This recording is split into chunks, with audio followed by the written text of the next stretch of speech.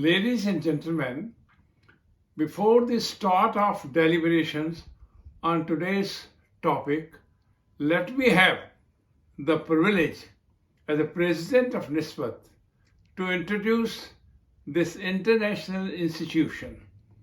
Established in 1990, it has now become a think tank organization with association of more than 90 experts and scholars on various subjects who provide inputs to us.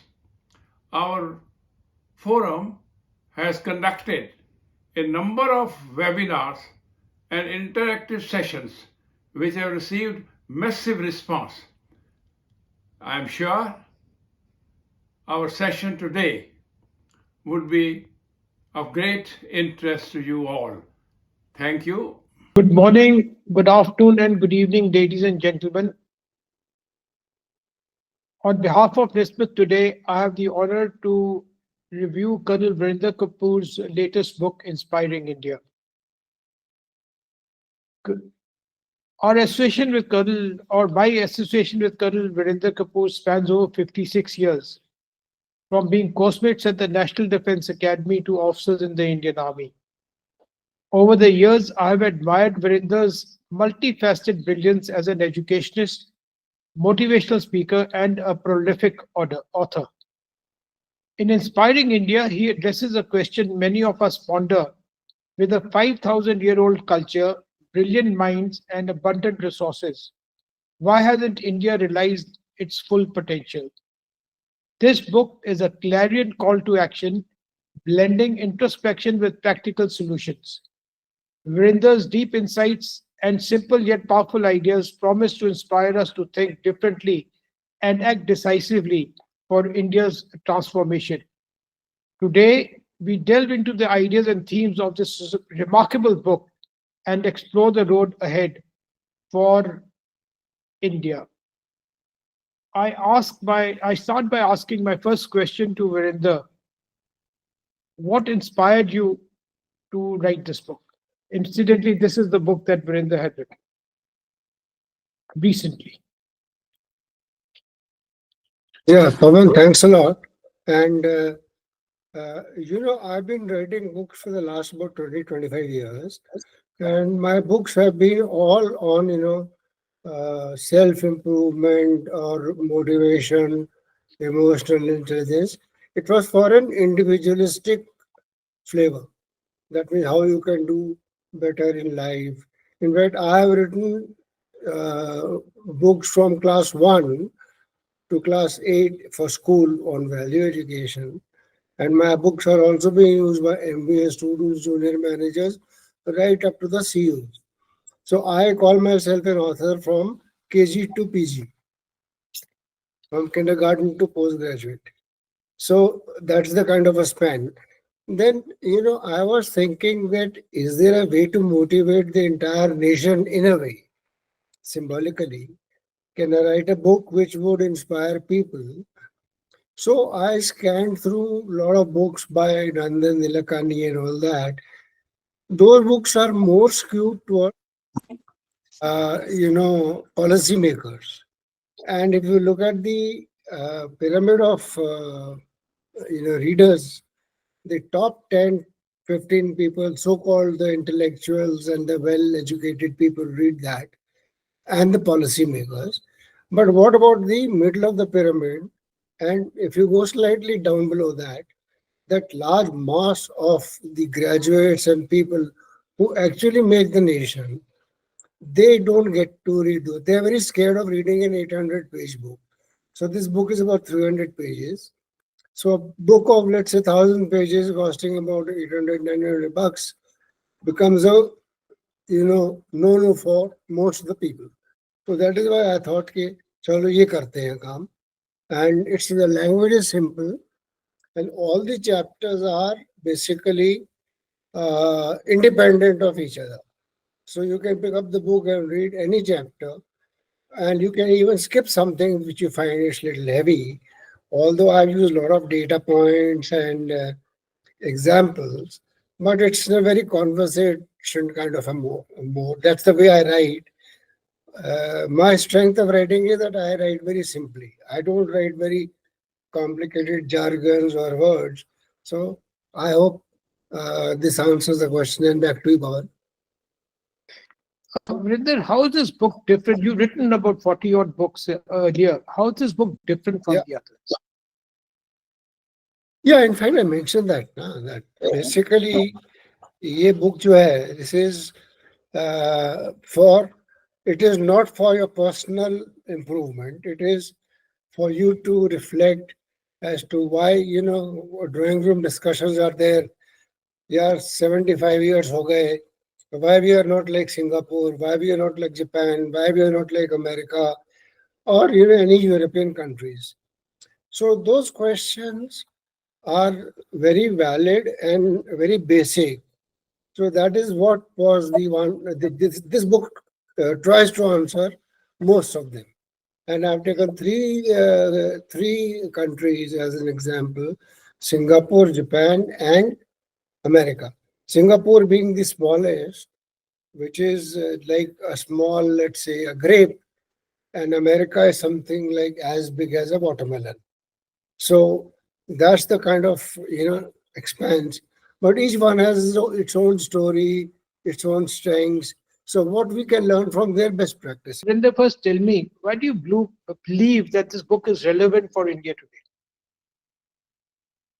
Now, see, I'll tell you that a couple of things that have happened. That the reasoning is that for the last about 10, 15 years, in fact, from 1991, when we got this, liberalization policy under Manmohan Singh, UPA, after that, there was a lot of halchal in the sense that we didn't really cash on those liberalizations per se, and we could not really work the way we should have. And so we lost a lot of time. That's why it's relevant today. And today we are now the fifth largest economy. The mood of the nation is slightly different. Yes, there are problems. There are people who are happy. There are people who are unhappy. But that's a mixed bag. That will be everywhere. You can see even in America today there are a lot of people for Trump. Lot many people are very much against him. So when you make a public policy, you can't keep everyone happy. The guys who fall on the right side of the policy, they are happy. और कम से कम 20-30% लोग होंगे who are not happy. Now, so as a policy maker, you can't make everybody happy all the time. So that is why I think this is relevant. That is true. You have divided your book into three parts, and the first part is very correct, is nation first. And that's the clarion call that has been given by Trump in America, and many nations are beginning to follow. But why do you emphasize the idea of nation first? How does it align with modern global trends? That's very, very relevant question. And if I was giving a talk to school children of class 9, 10th, and 11th just about 2 months back. So I said, we are sitting here, I was talking about the same topic. So I said, you have 200 people sitting in this air conditioned room. And let's say suddenly a rocket comes and strikes us, and half of us get killed, and some get seriously injured, some escape. Now, if you look at it, today safety first is the most important. Out of 203 countries, nations, we have millions and millions of people who are in refugee camps. You look at on Bangladesh what's happening today. It's rampant. People are killing, looting, raping. So that is why, see, nation first is for me. Meri garaz hai. It's my selfish motive that my nation should remain safe. It's not, a lot of people say, when I ask a question in an MBA class, why do we say nation first? Somebody, sir, I was born here. No, I've got love. I'm a patriotic. I'm a nationalist. That's okay. But basically, you can't sit on a branch of a tree and cut the same branch. That is what is happening today. that people are now. Why do you think you mentioned the name of Trump? Now he is going to be after the deep state, people who are the so-called liberals and things like that, who are creating a problem just for the heck of it. And what I am coming from is that you look at Syria, you look at Libya, you look at Ukraine. I really still don't know what they're fighting for, and people are getting killed. He was my project in NDA. We used to have that history ka ek project, hota tha, military history project. So these are beautiful countries, beautiful buildings. Everything has been destroyed. People are dying. You look at Israel, look at the rubble in Libya, Beirut, Syria, Lebanon. They're all in rubble. Would you like to live in a country like that? Virender, I have a question. You see, if every nation says my nation is first, there's going to be a lot of conflict because there's no give by anyone. Because everyone's fighting for their nation to be the first. And it's going to cause a conflict between nations because every nation is first to the citizens of that nation. No, you see, I agree. But the point is that they are belligerent nations, which, like, for example, China, they unnecessarily want to, expand their footprint. And, I wrote an article that if you send all the leaders for a paid holiday to an island for, let's say, 3 months, the world will be at peace. You're right. Who starts the war? See, not you and me. But can you elaborate on the challenges or the psychological challenges that are holding India back? See, psychological challenges ये है कि we have been made to think ourselves that we are not good. Let me tell you, Pavan, some of my students, when I was a director in Symbiosis, my MBA students are doing brilliantly well all across the world. Same people. You see, if you look at doctors, half the doctors in America are Indians, right? NASA is half full of IITs. I'm also from an IIT. So if you look at Silicon Valley, lot of Indians are there. You got Sundar Pichai and all these names which are now known to everyone. So that means हमारा system तो ठीक है ना. No, no, We, our system is beautiful. There's nothing wrong with our system, actually. boss, when you came, you were in class A with us. We were all the so-called good guys. And we were quite good, yeah. And we could have done well in any profession. So the point what I'm making is, what is holding us back is this कि आपकी सोच जो है ना वो बहुत छोटी हो गई है. हम सोचते बहुत कम है. I'll give you an example. When this statue of unity was made of this Vallabhbhai Patel, it is twice the size of Statue of Liberty. Now, when we go to America, all of us go and take a selfie there. और अभी यहाँ पे कोई जाता नहीं है. People are saying, अरे तुमने 2,500 करोड़ रुपए वेस्ट कर दिए. Sir, is there any price for honor? आपकी जो सेल्फ एस्टीम है उसकी कोई कीमत नहीं है.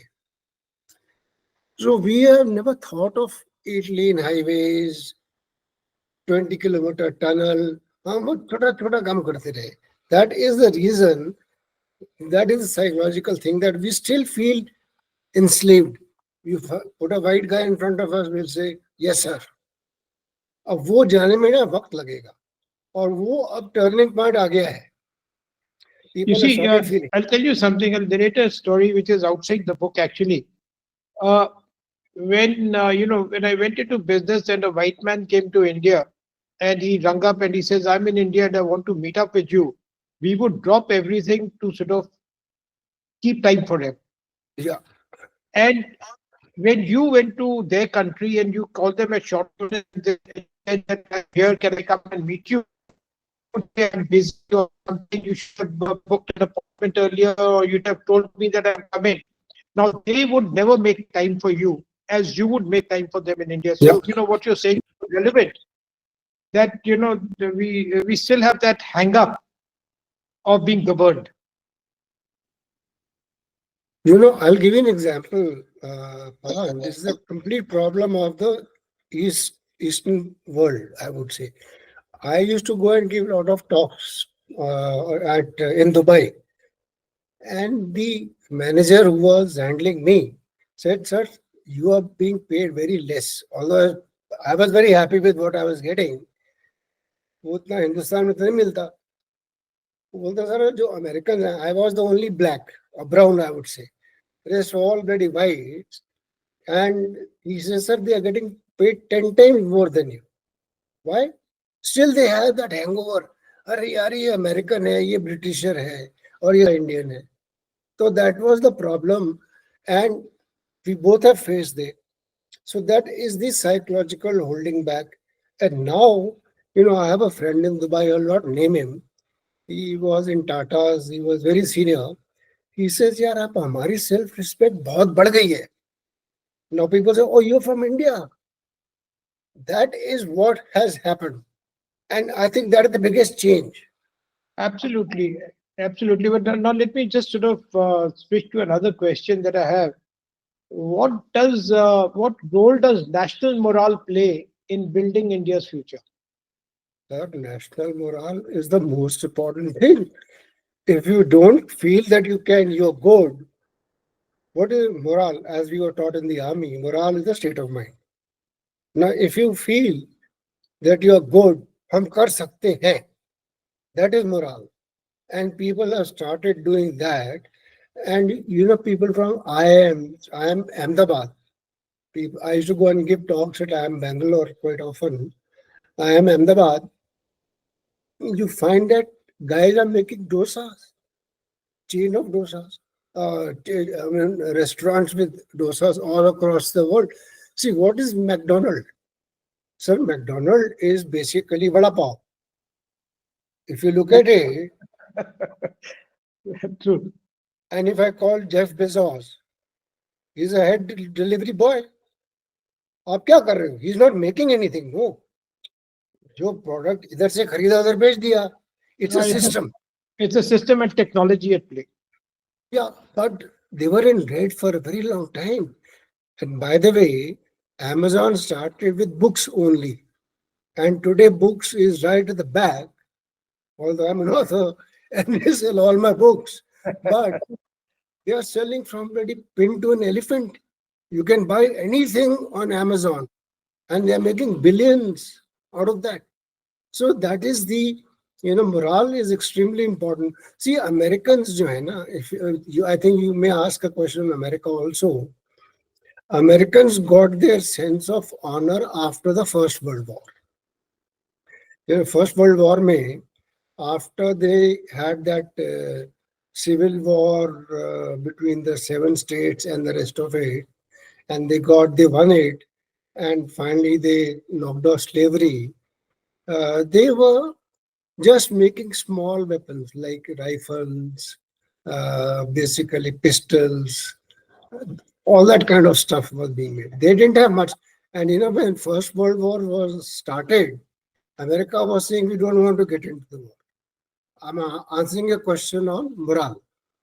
So, firstly, they said, Pawan, you'll be shocked to know. In fact, I was also shocked to learn that when America was getting into World War One, you know how many machine guns they had? 500. Just 500 machine guns, no tanks. And they had a forge of 1.3 lakhs.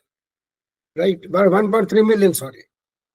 So, about 12 lakh the log unke disbanded from this, the Civil War, which was in 1861 or something like that. Now, when they got into this thing with this kind of hardware, they entered World War One and they transformed themselves. ये छोटी छोटी कंपनियां जो हैं, they started manufacturing bullets, guns, and torpedoes, ships, submarines. They transformed. तब उनके अंदर आया कि यार हम भी कर सकते हैं कुछ. America changed after First World War. So I think that जो सोच है ना आपकी बड़ी सोच, think there is a chapter in this book, think big. Think big. Think big. You know, that is the thing that everyone across the world advises. Think big. Unless you can think big, you cannot do big. यार वही तो ना हमारे को बताया गया इतना करो छोटा करो, 2 रोटी से काम चलता है, 2 रोटी से काम चलाओ, चार मत खाओ, चार Yes, मत बनाओ. Virender, since this podcast is going to go across the world, I'd suggest that you stick to Speak it. more in English. Stick to English. Thank you, Right? thank you. Okay, now, how do you define the power of a nation? And where does India stand in comparison to global powers? See, if you have read my chapter, it's very clear that there is no one formula to measure the power of a nation. Let's start, let's say America. If you say a nation which wins all the wars, No, they haven't is won all the wars in any case. they haven't won most of the wars, they lost. Most of the wars, they've abandoned the wars. And they were, if you can again use the word screwed, in like Vietnam, such a tiny little country, gave them a bloody nose. Korea, they had a problem there. Abhi Afghanistan. So you see, what we are saying is correct. So winning war may not make you the best. So there are so many formulae, there are so many things which matter, which make country, because every country has got different size in terms of population, resources, technology, and things like that. So if the hockey stick effect, if you see now, last 30-40 years, there is too much of stress on high tech. 30 Yes. 40 years. तो उससे पहले नहीं था ये. It was not that much. Sorry, switching back to Hindi. फिर भी दिल है हिंदुस्तानी. So, going back, so, I would say there are 4 or 5 things. One is leadership. Nation's leadership is the most important. And that happens with a company, that happens with a college, school principal, hospital. The leadership matters the most. That is one, which translates to a stable government, right? Then economy. So it finally boils down to 2 things. One is economy, the state of your money, your cash reserves, and the second is the military, your power to assert yourself and defend yourself. These 2 are basic fundamentals which need to be looked at. So today we are, let's say, the 5th largest economy, and it's sometimes you don't know why it happened. With all the problems like COVID for 2 years, and we had so many other problems, and we have a lot of internal forces which are against us, and external too. See, nobody likes a country like India to surpass, let's say, England, which ruled us for 200 years. So तकलीफ तो है. They are feeling jealous. And they say openly. Tell me one thing, Power. How many people read New York Times? How many people read Washington Post? At least I don't. No, at least in India, people don't, but in the West, probably people do. So if they malign us, it doesn't reach a guy sitting in Uttar Pradesh. No, people in India don't even read newspapers of which are pan-India. They read localized newspapers today. But Pawan, the biggest problem, I was talking to a very senior journalist. I said, you guys, throw it up so much. For example, let's the headline in New York that so-and-so negative thing happened in India. Nobody would bloody know in India it happened. But our Times Now or whatever, I'll not name any channel, these local guys will make it so much, Arts Tak or Hindi channels, local channels, because for them it's a TRP. You see, Virender, about 40 years ago, when I went to the US for the first time, and I was speaking in English with people, and an American walked up and asked me, "Where did you get educated?" And when I said I got educated in India, he was a bit surprised. He says, "But you speak very good English for an Indian," because he had no idea as to how people in India were educated also. See, I'll tell you, English is a bridging language which has helped us. But we have neglected our own languages very badly. You know, Pawan, my books are today in 8 languages, 7 regional, and 3 books in Vietnamese. We just talked about Vietnam. Yes. And Vietnam is as big as Punjab. It's a very small country. But some of my books have sold so much in Malayalam, Marathi, Gujarati. Hindi is a very, very big market, and this book is coming in Hindi in 6 months. It's already in translation. The book is in your hand. Because, see, a guy who's in Madhya Pradesh, Rajasthan, in a tier 3 town, or let's say a small little village, see, he has access to the media. He can see clips on the file. He has an access with to TV. So he knows what's happening. So he wants to learn, but he's most comfortable in his own personal language, his mother tongue.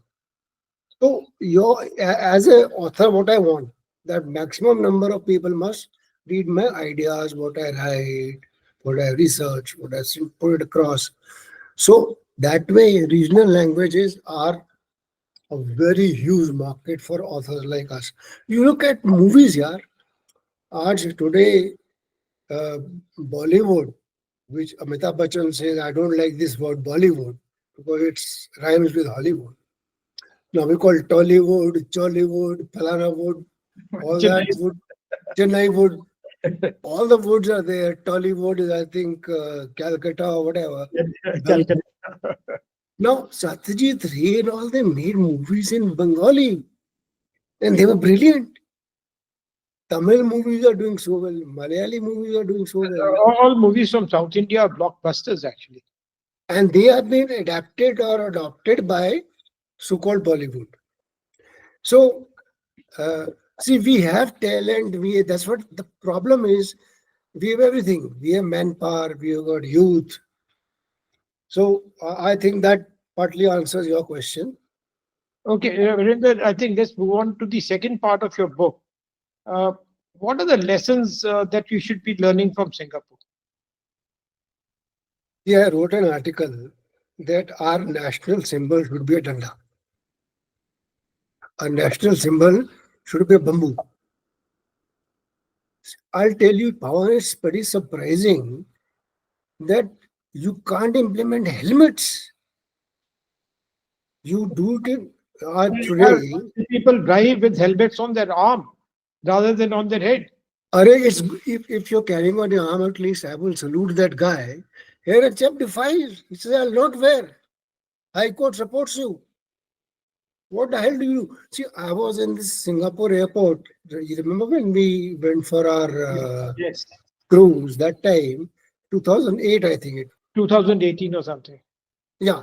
So, we were at Singapore airport and I saw one girl, maybe a lady, I would say about 30 years old. She was chained in a on the neck. She had an iron sort of a collar and big thick chains going down her in front of her, and same uh, clamps on her ankles. And there were 4 guys with the carbines or whatever guns they had, Uzis. They were pushing her through the airport in public, full public view. Sir, can you do it in India? And not a whimper. Here there'll be all 20, 30 odd media guys will say, crime ho gaya, against woman, falana. She must have been caught for some very big, serious crime like drugs. And if you land in Singapore, you also told earlier that if before you land, that if you have any drug on you, we will not spare you. And D, who was the prime minister, he said, one life. If I hang one guy, I am saving 10,000 guys. And he's right.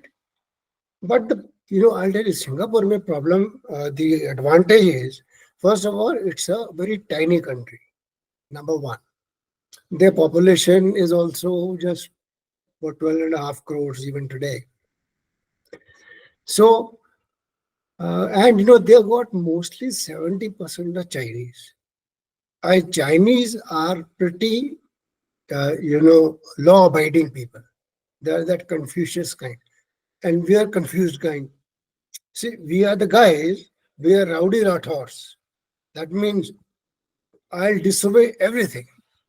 In the last page, on the last page of my book, I have written attitude चाहिए attitude है कानपुर का Yes, that's the और last. General चाहिए Singapore का ये कैसे होगा now here people were making noise when the biometric was started in the central government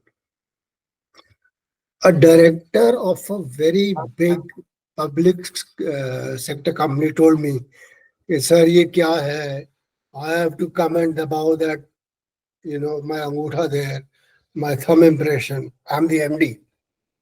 I said, okay, boss, everybody comes, no?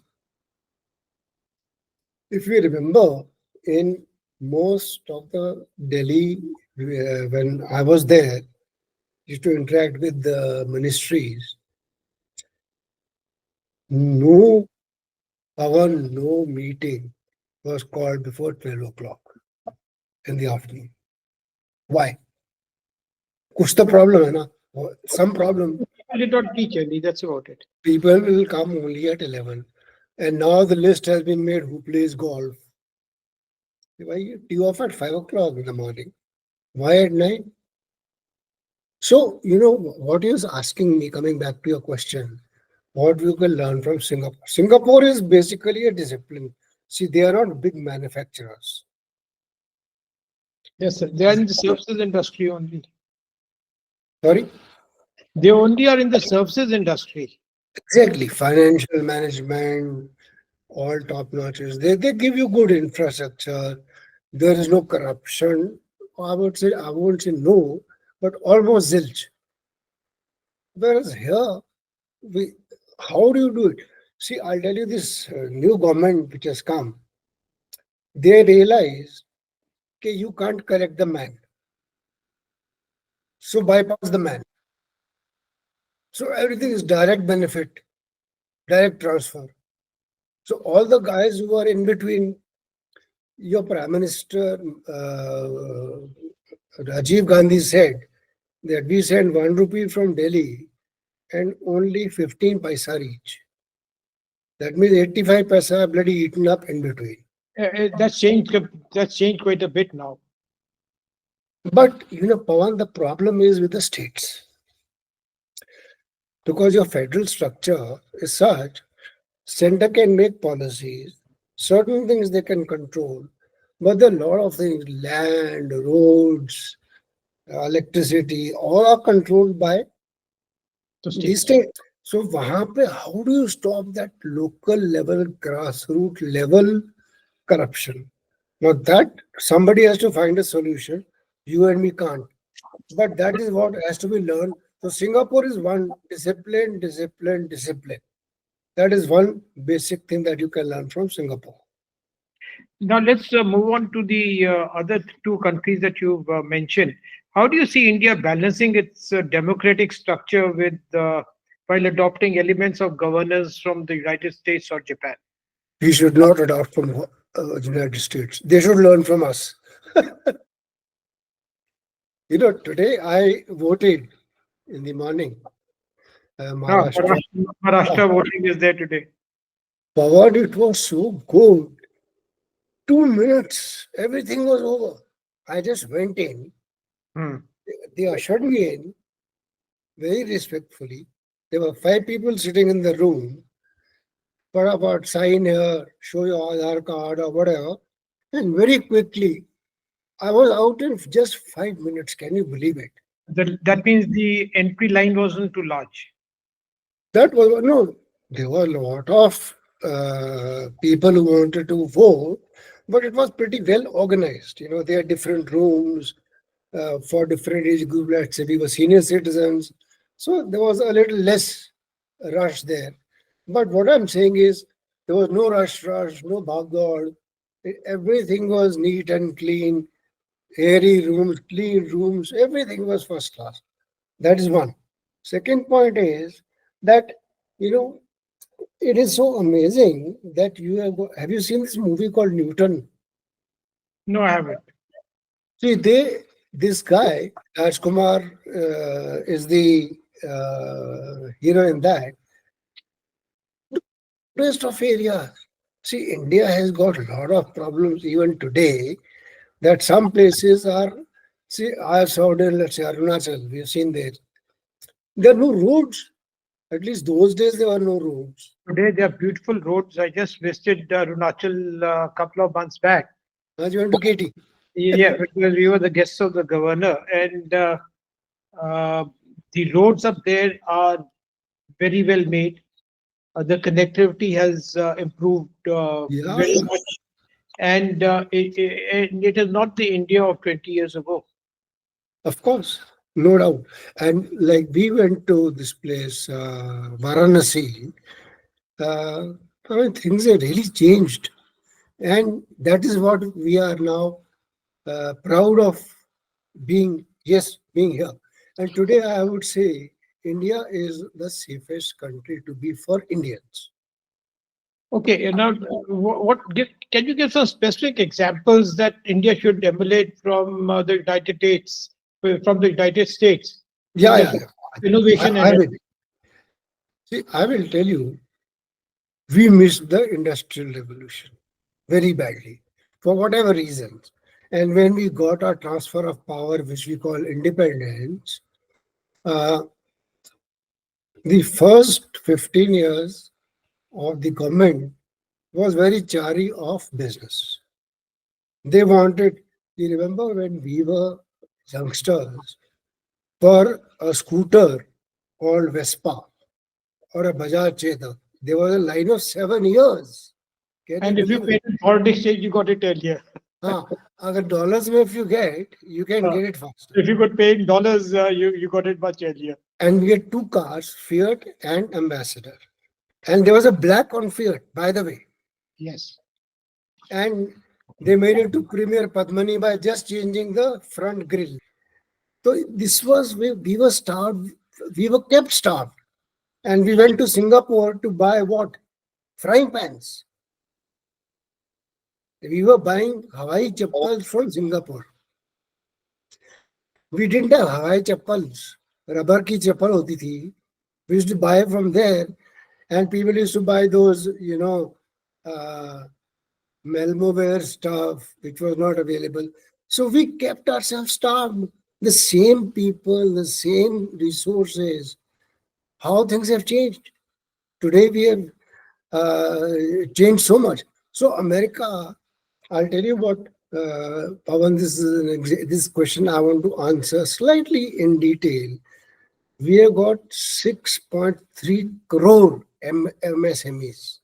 Yeah? 6.3 crores. I was also shocked. I double checked, triple checked. Is this correct figure? Because I write for their articles for them also. So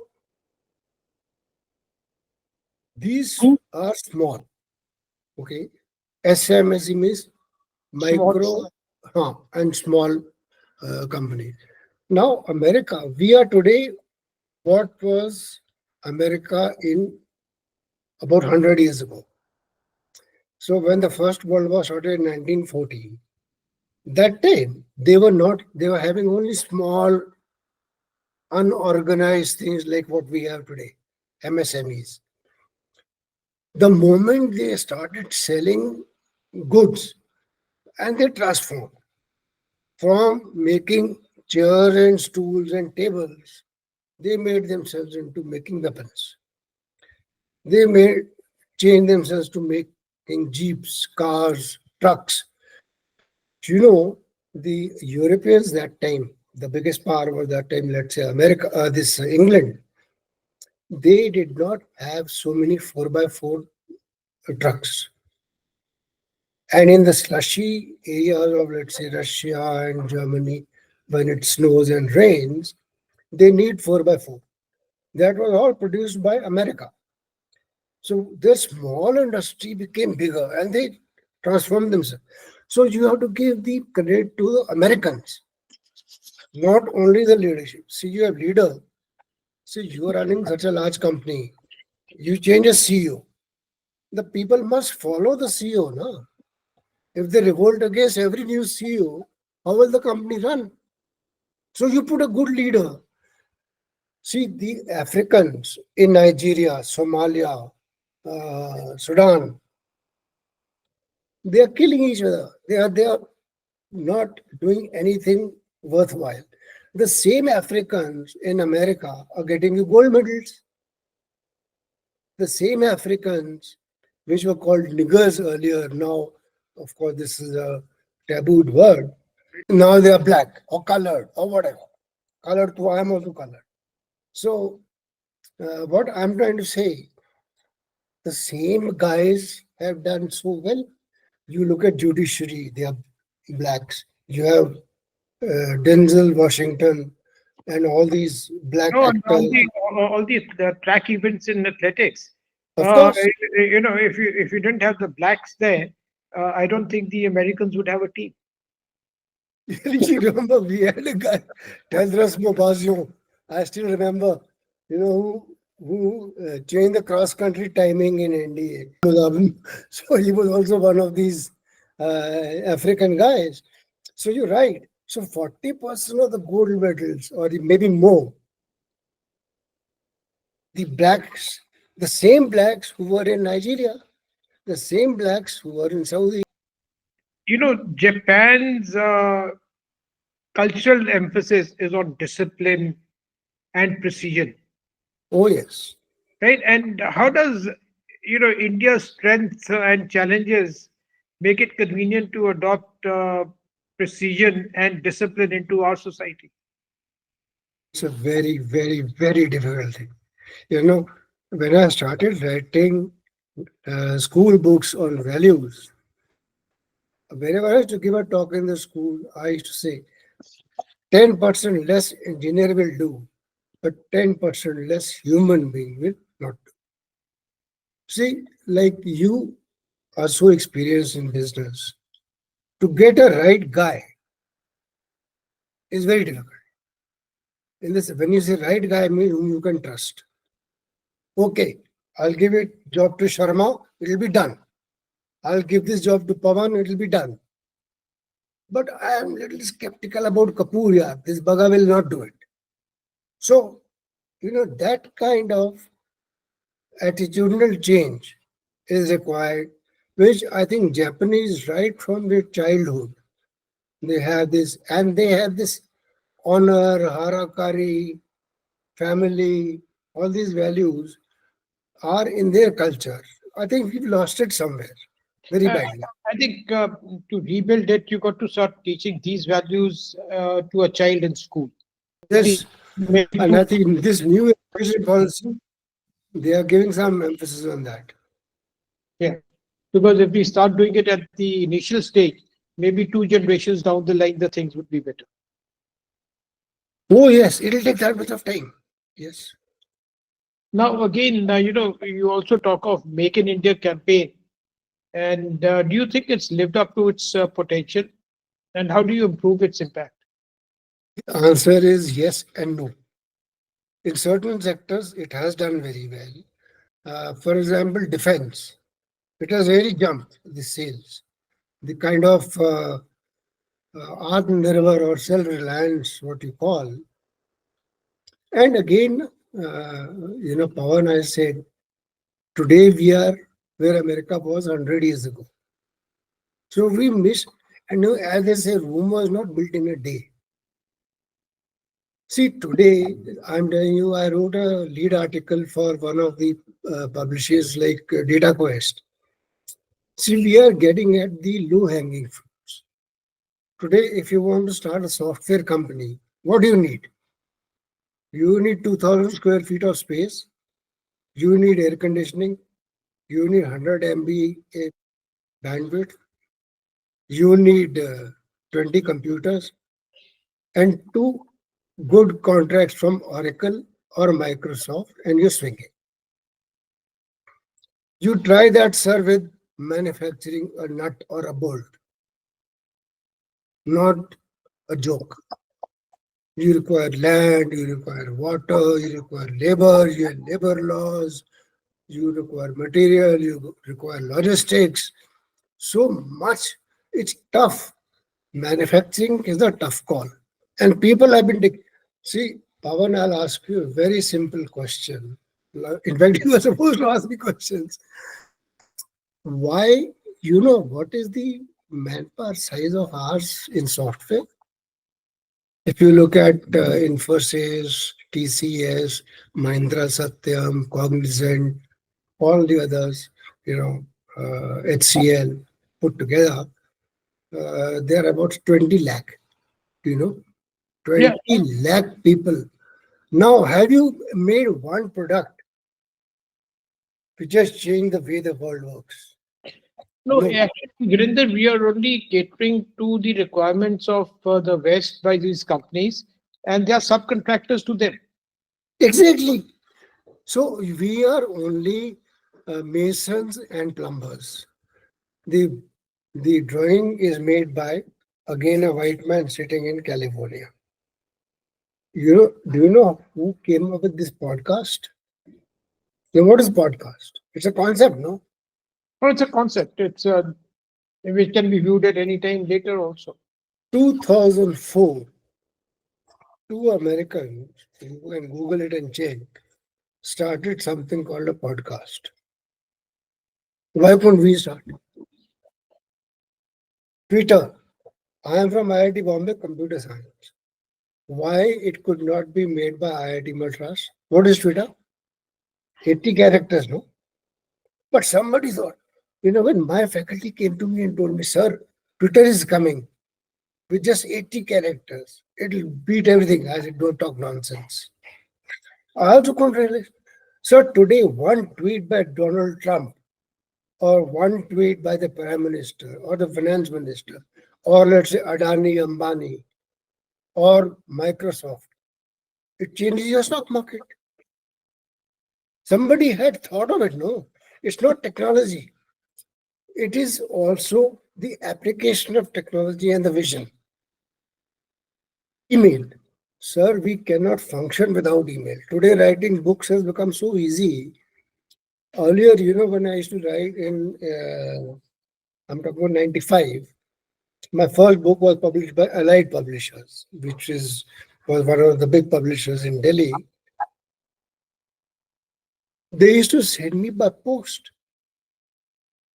hard copy, and I used to correct them with pencil, send them back, take a photostat so that it is not lost. Today, in a jiffy, I send a loaded, file to them. She corrects it, and 2 days I'm getting it back. So, today you switch off internet, boss, you can't work. The world will collapse. So, we have not been able to create that innovation.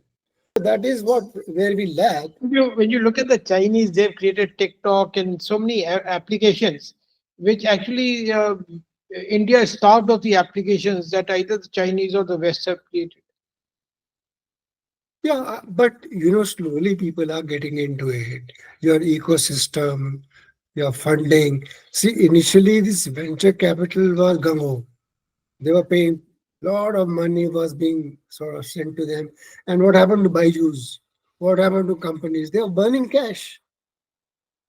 So our entrepreneurs also have to learn a few things.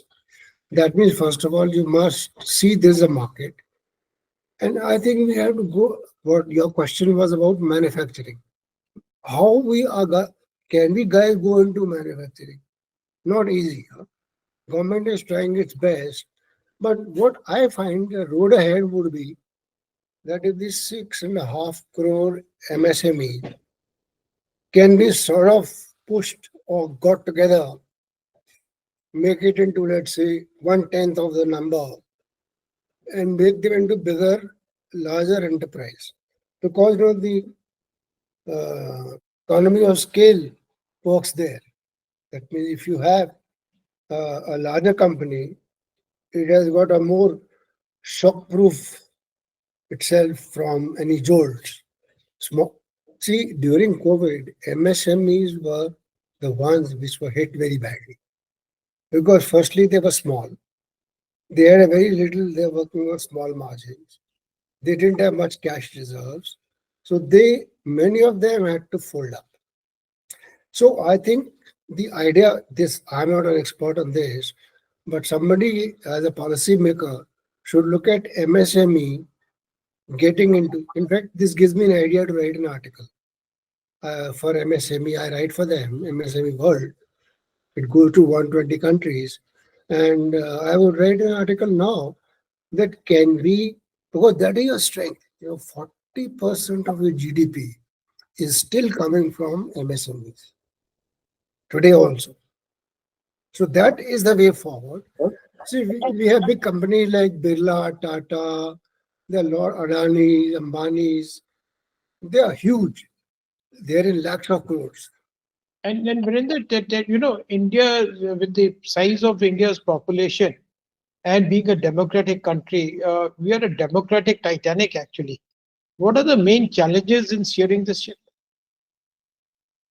See, the first is that you have a lot of resources and you have a lot of manpower.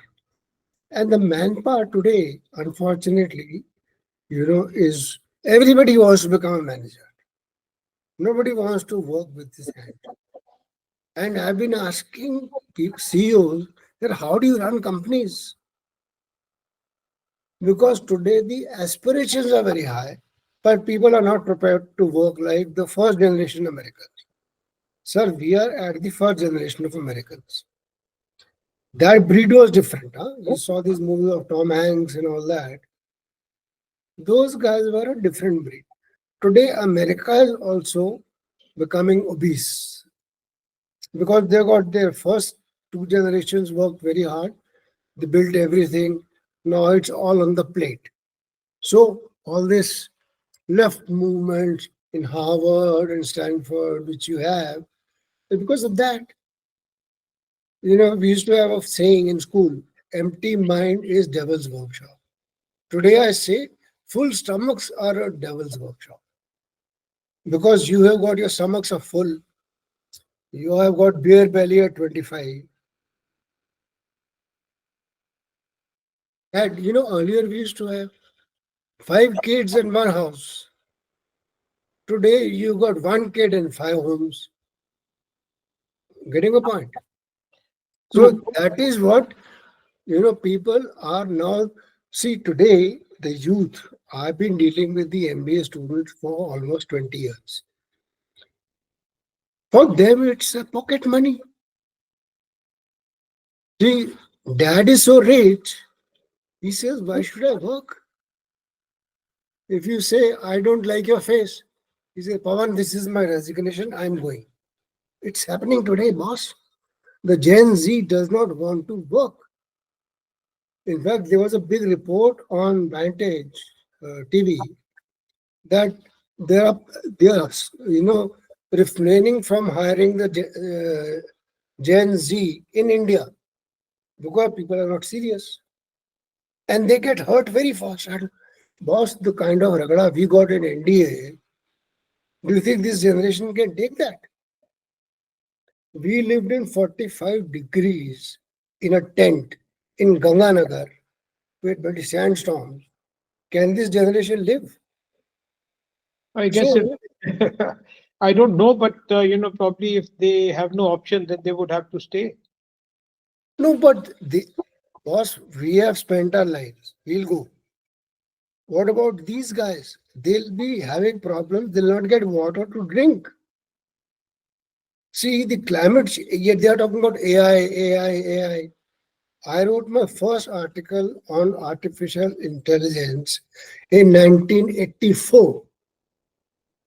1984 on expert systems. You only talking in, you know, uh, in riddles that something like this can come. But, sir, today you can't grow a blade of grass in the lab. You need Mother Earth. And we are finishing our resources. That is going to be the problem for the next generations to come. Virender, in your book, you write, we should move away from the labeling of India as a third world country. Uh, can you just explain what you mean by it? See, third world is something like niggers. It's a label. If you read that chapter, somebody came up with an idea of first world. Like first world people don't use. Second world was supposed to be Russia. And third world was, All the developing nation and underdeveloped nation. now we're calling it a little more diplomatically right, politically right, called developing nation. Now, third world is a derogatory statement. That's what I mean. And boss, today, if I am the fifth largest economy, why are you calling me third world? I'm just asking a simple question. The answer to this would be, in my opinion, you may have, you have a population of 1.4 billion, and your GDP divided by your population, Yeah, per capita income. it is not sufficient in Western terms also. Our per capita income is around $2,200, I think. Yeah, it's pretty bad. Yeah, I totally agree. Whereas That way, in some countries, it's touching $60,000 a year. yeah, Singapore is doing so well. Singapore, even countries like Qatar, Saudi, and America, Kuwait, obviously, Kuwait, yeah, of course, is the highest. these are the countries. These are the countries where the per capita income is very high, and you slip down into Pakistan. Every child who's born, he's born with a debt on his head. Yeah, no, at least thank God for that. We don't have that. So But so we are better off than that. But let us say, if we are third world, where would you place our neighboring country? sixth,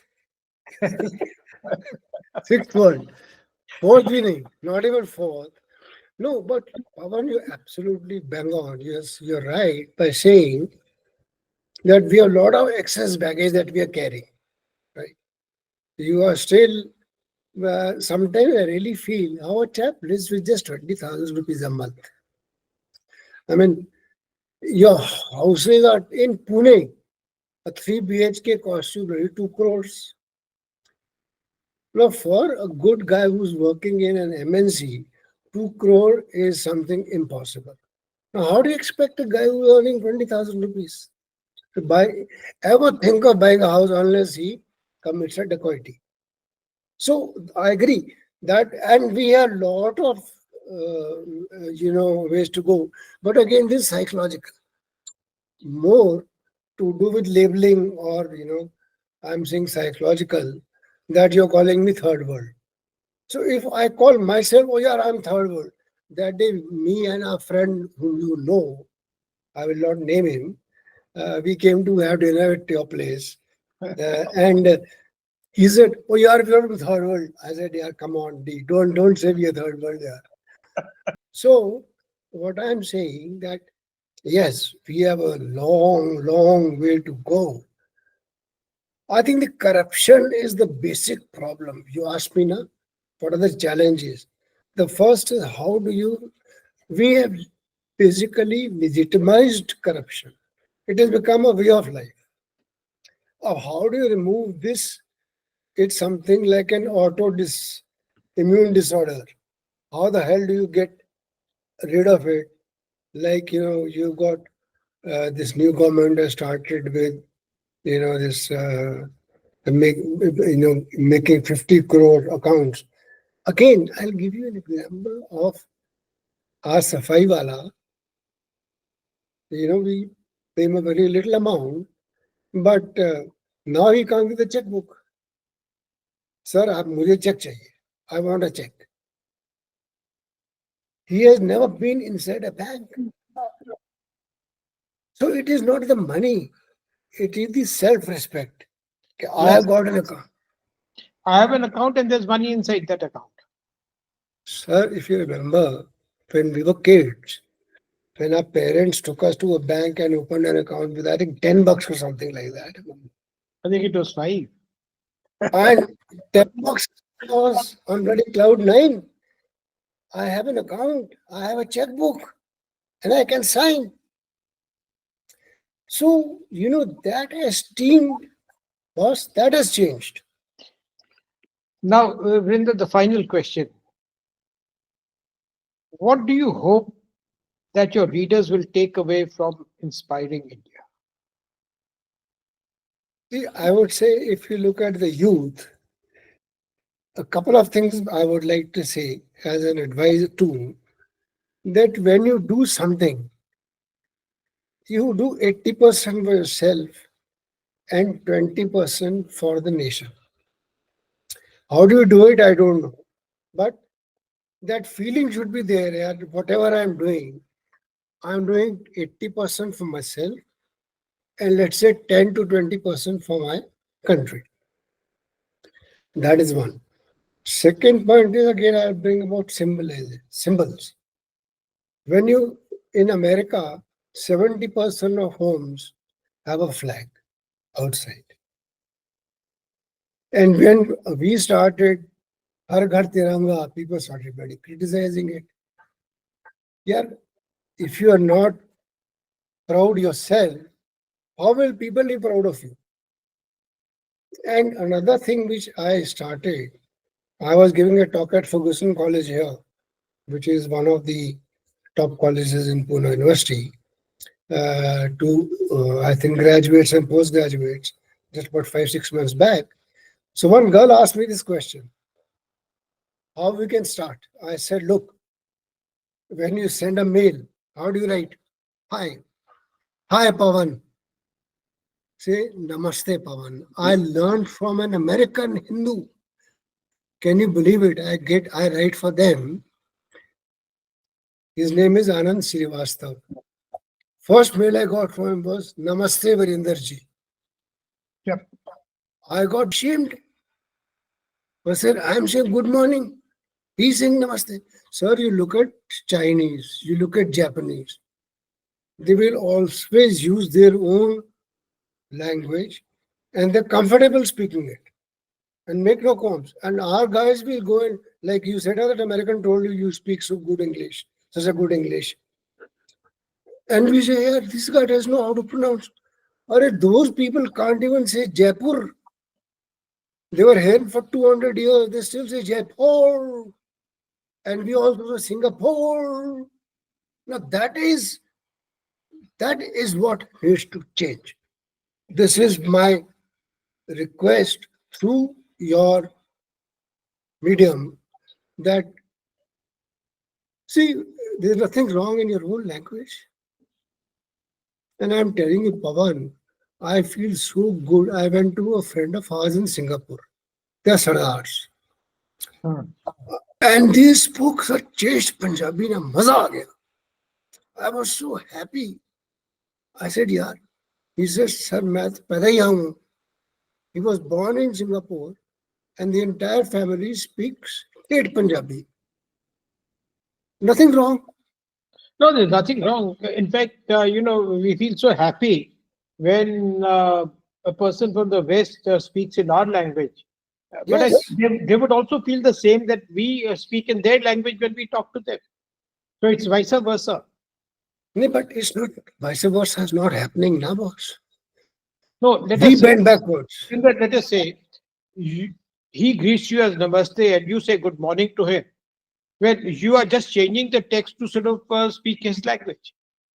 That's fine. But what I'm saying, they have not by design, this is as a Macaulay Khush hua.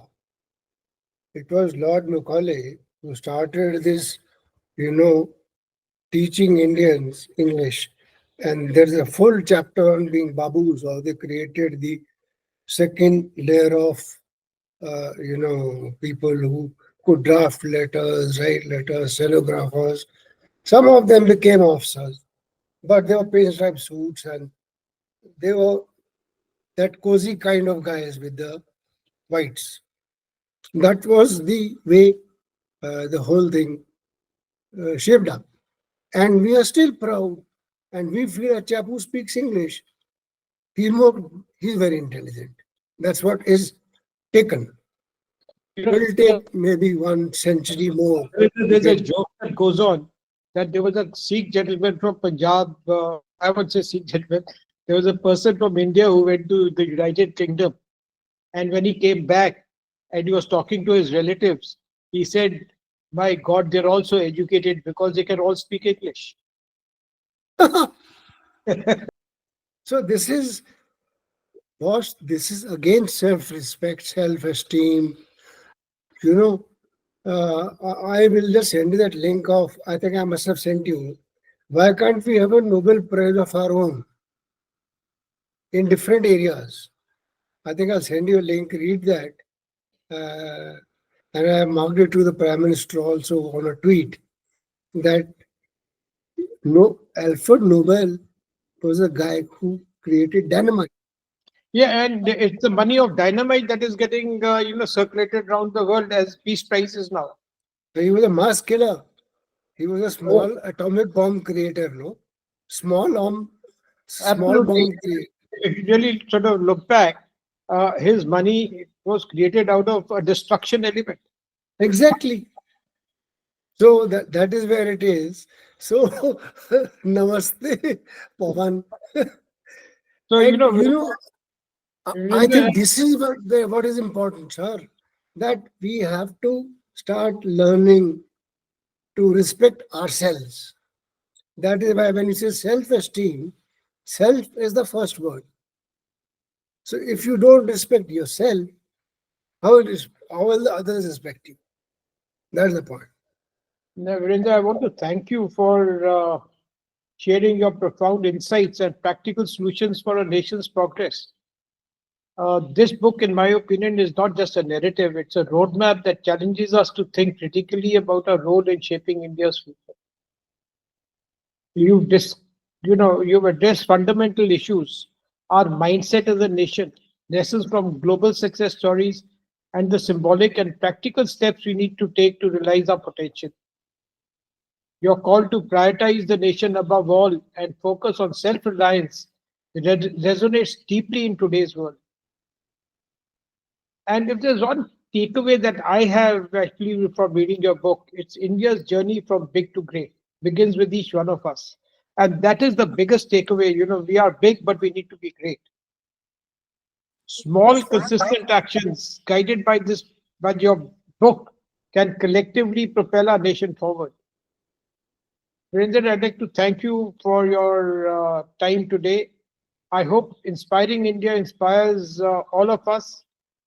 It has inspired me to think, act, and contribute to a brighter future. I'd like all of you who listen, please like and subscribe to Nissmat so that whenever we do another book review or a podcast, it reaches you instantly.